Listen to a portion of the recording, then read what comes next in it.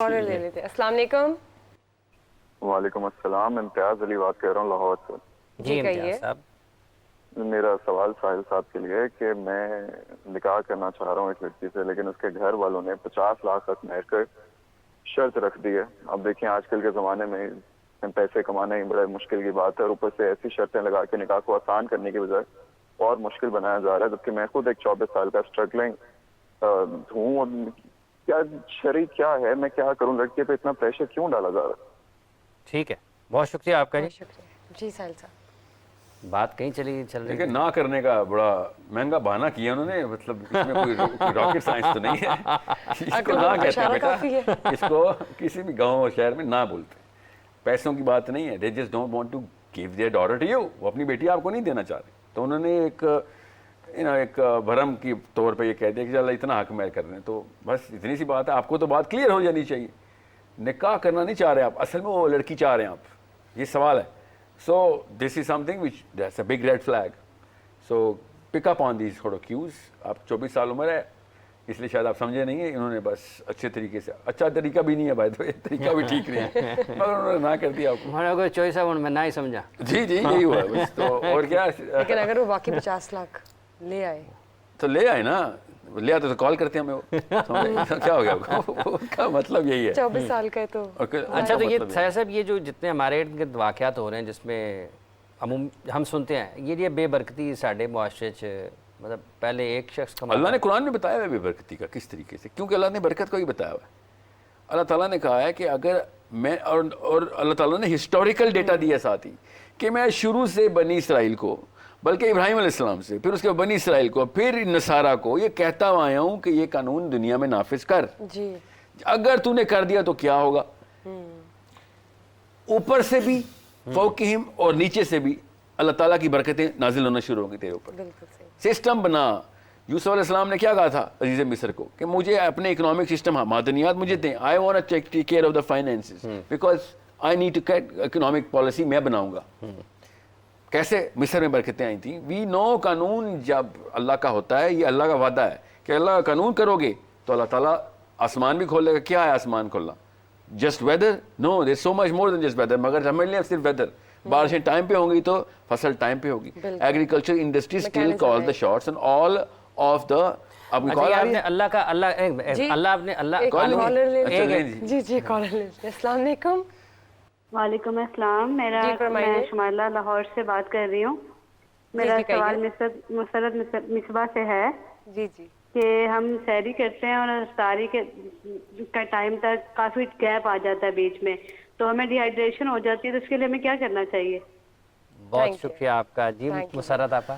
مجھ سے اسکن کی میرے خیال سے ڈی ہائیڈریشن ہو جاتی ہے، پانی روزے کے اوقات میں. اسکن کی کوئی ٹپس لینا چاہ رہی ہیں آپ سے؟ اوکے. سو اگر اسکن کے حوالے سے ہے تو اوبویسلی آپ کو اس کو موئسچرائز کرنا ہوتا ہے. آپ چہرے پہ پانی کی چھپاکے مار سکتے ہیں. گرمی آتی ہے تو تھوڑا سا ٹھنڈے پانی کے ساتھ کرتے، پینا نہیں ہے، روزہ رکھا ہوا ہے. لیکن یہ کہ ایسے پروڈکٹس بھی ہوتے ہیں جو کہ آپ کی ڈرائینس کو ختم کرتے ہیں. کوئی دیسی ٹوٹکا بتا دیں. کوئی دیسی ٹوٹکا تو یہ بتا سکتی ہوں کہ جب آپ افطاری کے لیے کوئی پھل جو اس کے چھلکے نکالتی ہیں، اس کے نیچے سے اس کے گودا نکال کے اور اس کو استعمال کریے ایز اے ماسک.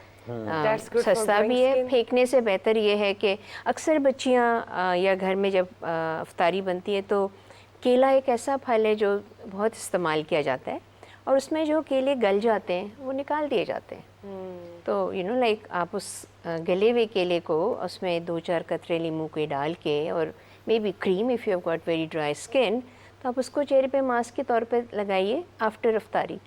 ایسا نہ ہونا کہ مطلب منہ میں چلا جائے. بالکل ٹھیک بات. احتیاط کیسے یہ جو دو چیزیں استعمال کی جاتی ہیں. ساحل صاحب جیسے ابھی نظام کا آپ نے ذکر کیا ہے، بے برکتی کا ذکر کیا ہے، کہ اس کا مطلب جب یہ چیزیں ذہن میں آتی ہیں فلسطین میں، پھر اس کا مطلب یہ فلسطین تو سر بہت بڑا انڈیکیٹر ہے. میں آپ کو سمپل پاکستان کا انڈیکیٹر بتاتا ہوں. اگر پارلیمنٹ ہاؤس کو اس آیت کا مطلب پتہ ہو کہ اللہ کا قانون جو ہے نا وہ اصل میں اکنامک پالیسی بھی آپ کی ایز میں ڈالے گا، وہ آپ کی ایگریکلچر پالیسی بھی ایز میں ڈالے گا، کیونکہ فوقہم و تحتہم آ گیا ہے. ٹھیک ہے.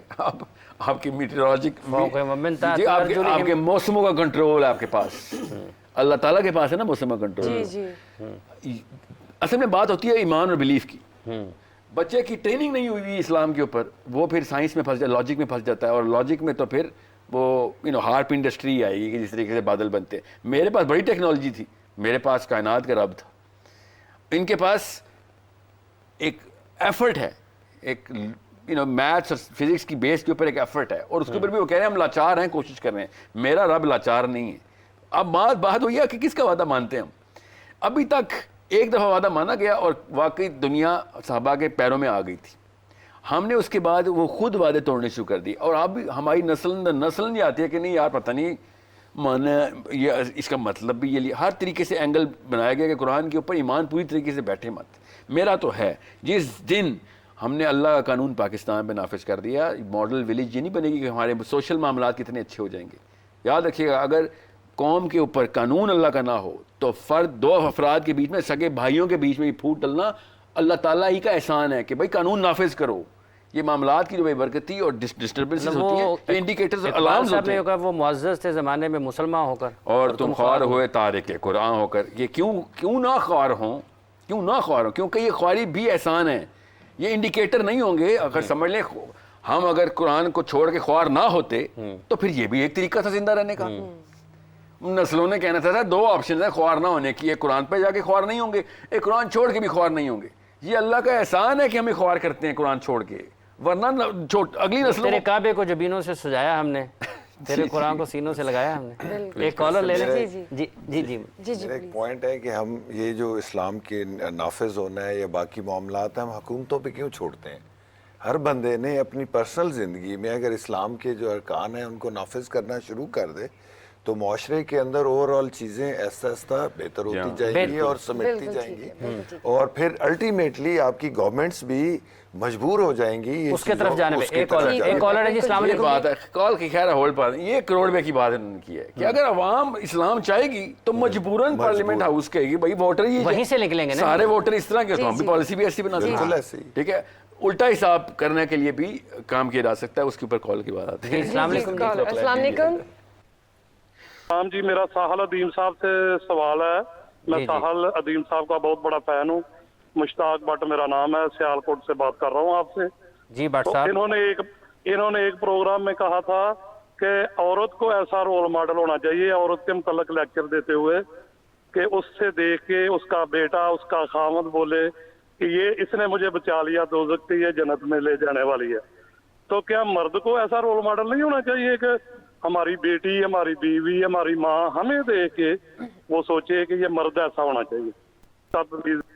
ٹھیک ہے جی, ساحل صاحب. مشتاق بٹ صاحب سے سیما ٹی وی پہ ہی ایک پروگرام میں میں نے مرد کے لیے یہ پوری ماڈلنگ بتائی ہوئی ہے. وہ شاید کسی نے وہ میم بنایا ہوگا اور کسی لڑکی نے آپ کو ویڈیو ایسے بنا کے دے دی ہوگی کہ عورت پہ. میں تو مرد کو رول ماڈل کے لیے یہ پروگرام ابھی ریسنٹلی کیا ہے, مگر دونوں کو ہی ہونا چاہیے, کوئی استثناء تو نہیں عورت کو یا مرد کو. بائی دا وے اگر مرد رول ماڈل بن جائیں, یاد رکھیے گا, تو ان کے پاس میٹرکس بڑی ہوتی ہے. وہ یہ بات ایک مرد سوچ نہیں رہا, اور یہ جو فیمنزم کا جو غبار آیا نا, اس میں مردوں کے اندر جو نسوانی فیکٹر آ گیا نا, میں اس کے ساتھ خلاف ہوں. اور سمجھیں جتنے نسوانی مرد آج کل میں نے دیکھے نا یونیورسٹیوں میں نے آدم کے اولاد نے آج تک نہیں دیکھے تھے. غور سے مرد کو پہچانیں. مرد اگر ایک غلطی کرتا ہے وہ 100 غلطیوں کے برابر ہے, عورت ایک غلطی کرتی ہے تو وہ ایک غلطی ہوتی ہے. آپ اپنی میٹرکس کو سمجھ ہی نہیں رہے ہیں. اتنا بڑا ذمہ دے دیا تھا مرد کو اللہ نے. یہ طاقت مفت میں نہیں آتی, اس کے پیچھے پرائس ہے. یہ اپنے آپ کو بوائز, لڑکا آپ کے میں خطاب کر رہا ہوں, ادھر آپ کی کاؤنٹر پارٹ لڑکی وہ والا رسک نہیں ہے جتنا بڑا رسک آپ کے پاس ہے. آپ ایک مسٹیک کرتے ہیں جتنا ریپرکشن جاتا ہے. کسی اور لیکچر میں آپ کو میں سمجھاؤں گا, وقت ہوگا تو. اتنی پاور ہے آپ کے پاس. Women and men combined look at the man's role for leadership. Only women look at women for the role of leadership. مگر آدمی لیڈرشپ میں آتا ہے تو دونوں جینڈرز اس کو رول ماڈل بناتے ہیں. آپ میٹرکس ہی نہیں سمجھ رہے ہیں اپنی. آپ کو جس دن احساس ہوگا نا اللہ نے کیا کیا ایسٹ دے دیا ہے, یہ پورا کا پورا جینڈر کتنا بڑا ایسٹ ہے, تب آپ کو پتہ چلے گا ذمہ داری کتنی بڑی تھی. یہ نخرے کے لیے نہیں دیا تھا آدمی ہونا, یہ کام کے لیے دیا تھا. لڑکی کو اللہ تعالیٰ نے کہا تھا کہ تو جو نخرہ اٹھا, جتنا اللہ نے لڑکی کا نخرہ اٹھایا نا, اور آدمی کا نہیں اٹھایا ہوا, آپ کو شاباش کام پہ لگایا ہمیں کہ چلو پتھر توڑو, پہاڑ توڑو, دنیا اسٹرکچر بناؤ. آج تک ایک بھی ایجاد آپ نکالیں, چلیں آپ ایک دو تو نکال لیں گے. 99.9% of all the inventions were done by man. Do you think احسان کیا ہم نے عورتوں پہ؟ جی نہیں, یہ کام ہے ہمارا. ماچس کی تیزی سے لے کے بحری جہاز, اسپیس شٹل بھی آدمی نے بنائے. آپ کیا سوچ رہے ہیں؟ تو کہ لگیں that's the job, that is what we are here for. یہی کام تھا ہمارا. جس جہت میں جائیں, جس ڈائریکشن میں دیکھیں گے آپ کو پتہ چلے گا آدمی کو کام پہ ڈالا گیا. جس سیکٹر میں دیکھیں گے, جس ڈیموگرافک جیوگرافیکل لوکیشن میں دیکھیں گے, جس ٹائم لائن کے اوپر دیکھیں گے, آدمی کو فورس کیا گیا کہ کام پہ لاؤ, اور اس نے کیا. ہم لڑکیوں کے نخرے اٹھاتے ہیں, یہ ہمارا کام ہے. اپنی بچیوں, بیویوں اور ماؤں کو کندھوں پہ بٹھاتے ہیں, دیٹس آور جاب. ہم ان کے کندھوں پہ بیٹھ جائیں, یہ بے شرمی آدمی کی.